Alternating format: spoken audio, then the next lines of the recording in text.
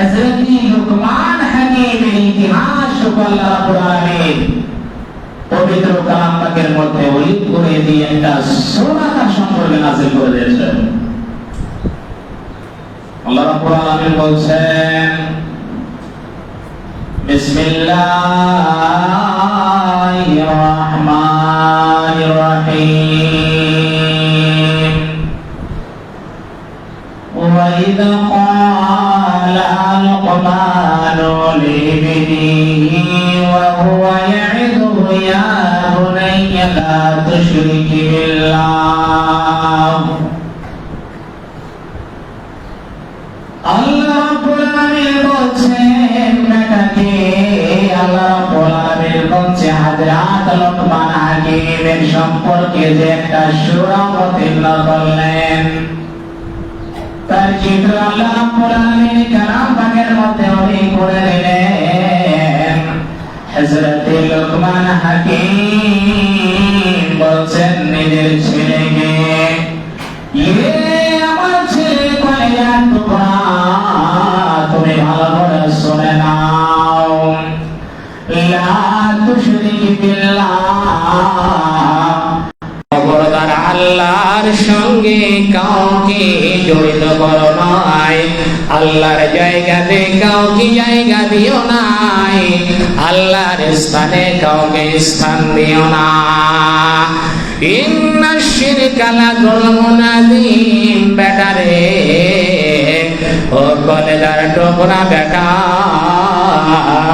নিশ্চয় শিরকের গুনাহ হচ্ছে এমন একটা বিরাট বড় অপরাধ, এমন একটা বিরাট বড় গুনাহ, যে গুনাহটা করতে গেলে কোনদিন তুমি জান্নাত পেতে পারো না, পেতে পারো না। যতই তুমি রোজা রাখো, যতই তুমি সালাত আদায় করো,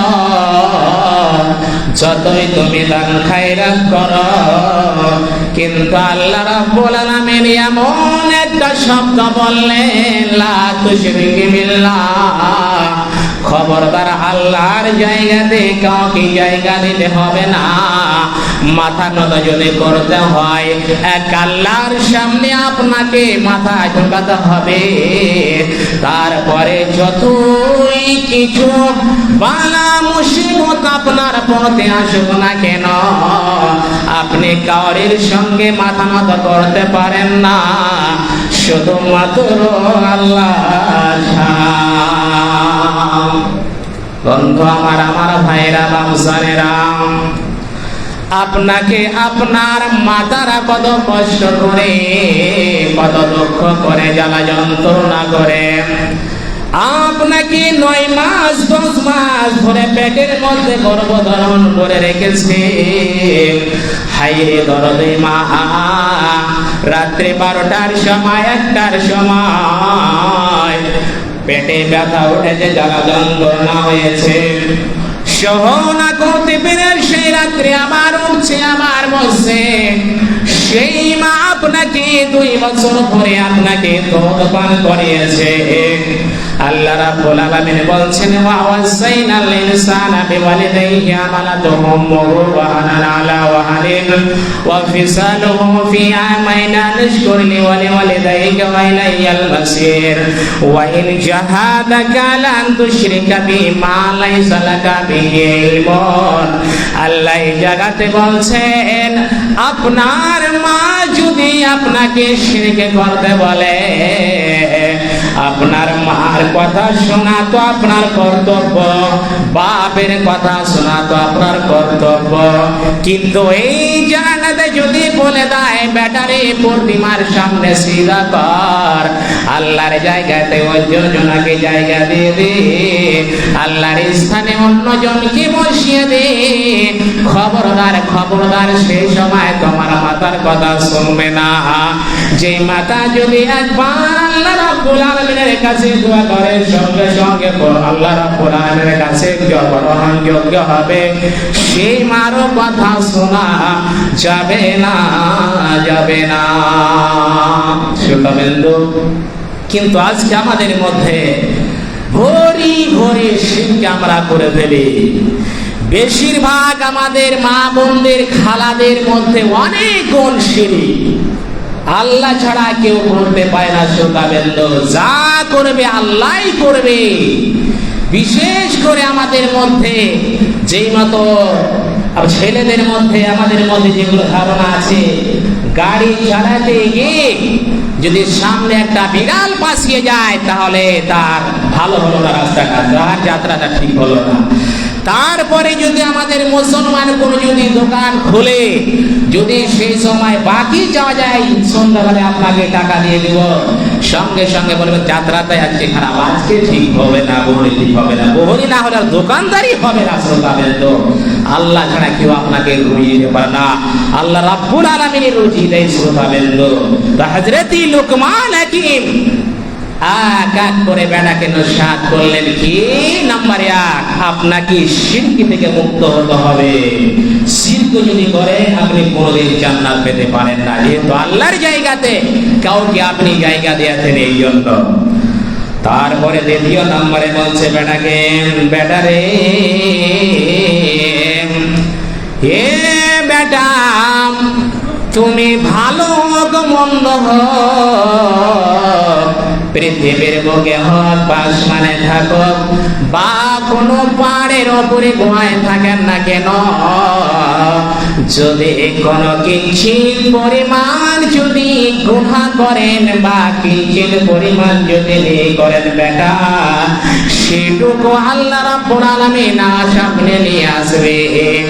আপনার সেই গুনাহ, আপনার সেই নেকি কোন জায়গায় লুকিয়ে থাকবে না, উঠিয়ে সেই জায়গা থেকে নিয়ে আল্লাহ রাব্বুল আলামিন আপনার সামনে হাজির করে দিবে। গাড়িয়া হাটের বুকে তুমি কি গুনাহ করেছিলা? দিল্লি, পাঞ্জাব, হরিয়ানা বা আমেরিকা কোন পৃথিবীর বুকে সেই কোন জায়গাতে আপনি গুনাহ করেন না কেন, যেই সময়টাতে করেছেন, যেই জায়গাটাতে করেছেন, সময় মতো আপনাকে দেখিয়ে দেওয়া হবে। যারা পরিমাণ যদি গুনাহ করেন সেটাকে আপনার সামনে নিয়ে আসা হবে। যারা পরিমাণ যদি নেকি করেন আপনার সামনে সেটা নিয়ে আসা হবে। এক করে বেটাকে বলছে, বেটা রে, তোমার জানে মেমোরিতে থাকে বেটা, তোমার মাথা জানে কথা ডেকেতে যায়, কিঞ্চিত পরিমাণ গুনাহ যদি করো সেটা আল্লাহ রাব্বুল আলামিন আসমান থেকে নিয়ে চলে আসবে। যদি সেই জায়গাতে থাকে, পার যদি জমিয়ে থাকে সেই জায়গা থেকে উঠিয়ে নিয়ে চলে আসবে। পাহাড়ের উপর জায়গাতে যদি থাকে সেই জায়গা থেকে উঠিয়ে নিয়ে চলে আসে। বেটা খবরদার, খবরদার, তুমি যখনই কাম করবে বেটা রে, তুমি নেকির কাম তুমি করে নিও, নেকির কাম করে নিও। তো সর্বসময় আমাদেরকে নেকির কাম করতে হবে। আমরাই কোন ছেলেকে বলছি, হে ছেলে তুমি নেকির কাম করো, তুমি আল্লাহকে ডাকো, তুমি আল্লাহ ভীরু হও। আমি নিজে শিক্ষা অর্জন করতে পারিনি, ছেলেকে শিষ্টাচার দিতে হবে ইসলাম সম্পর্কে। আপনার শিষ্টাচার শিখবে কোথায়? ভালো মন্দ নেকি বদি শিখবে কোথায়? এই মাদ্রাসাগুলিতে বাকি অন্য জায়গা নাই। শ্রোতাবৃন্দ, শিষ্টাচার আপনি ঠিকভাবে যদি বানাতে চান এই মাদ্রাসাগুলিতে শিক্ষা দিতে হবে, না তো সেই ছেলে মেয়ে আপনার শিষ্টাচার শিখতে পারবে না। 3 নম্বরে বলছে বেটা, বেটারে বুনাইয়া কিমিস সালাহ ওয়া আমর বিল মারুফ ওয়া নাহি আনিল মুনকার। 3 নম্বরে বলছে বেটা, খবরদার তুমি সালাত ছাড়বে না, খবরদার তুমি নামাজ ছাড়বে না বেটা। তোমার উপরে যেই কোনো মুসিবত আসুক না কেন, তোমার উপরে যদি পাহাড় এসে যায়, পাহাড়টা পড়ে যায় বেটা রে, খবরদার তুমি সালাত ছাড়বে না। আর তুমি ভালো কাজের আদেশ করবে, মন্দ কাজ থেকে বিরত থাকার কথা বলবে বেটা। এগেলে তোমাকে আমি নসিহত করলাম বেটা রে, যখনই জবান দিয়ে কথা বলবা তুমি ভালো কথাটা প্রয়োগ করিও বেটা, যখনই তুমি খারাপ কথা বলতে যাবে গুনাহটা এমন বড় হয়ে যাবে বেটা, সেই গুনার কারণে আপনাকে জাহান্নামে যেতে হবে।